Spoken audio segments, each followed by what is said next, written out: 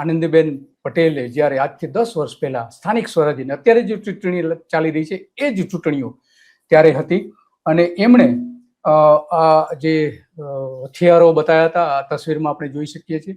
અને એમણે જે હથિયારો બતાવ્યા હતા એ હથિયારોનો મોટા પ્રમાણમાં વિવાદ થયો હતો, વિરોધ થયો હતો અને એમાં ચૂંટણી પંચને પોલીસ ફરિયાદ નોંધવા માટેની અરજી પણ થઈ હતી રાજ્ય ચૂંટણી પંચે, પણ રાજ્ય ચૂંટણી પંચે કંઈ એમાં કર્યું નહોતું એવા રિપોર્ટ છે. આ જે રજૂઆતો થઈ હતી આપણે જોઈ શકીએ છીએ કે આ રીતે રજૂઆત પણ કરવામાં આવી હતી, પરંતુ પછી તો કંઈ થયું નહીં.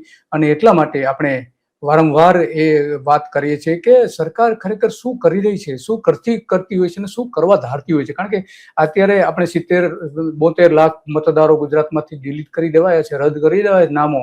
તો આનંદીબેનની સરકાર વખતે પણ આ જ પ્રકારની પ્રવૃત્તિ કરવામાં આવી હતી. અમદાવાદ મ્યુનિસિપલ કોર્પોરેશનની ચૂંટણી હતી ત્યારે 1,25,000 મત એમણે દૂર કરી દીધા હતા. અને એમનો જે હથિયારોનો વિવાદ હતો એ હથિયાર આપણે આ જોઈ શકીએ છીએ કે એમણે જે હથિયાર જાહેરમાં બતાવ્યું હતું વિરમગામની સભામાં, એ સમયની આ તસવીર છે.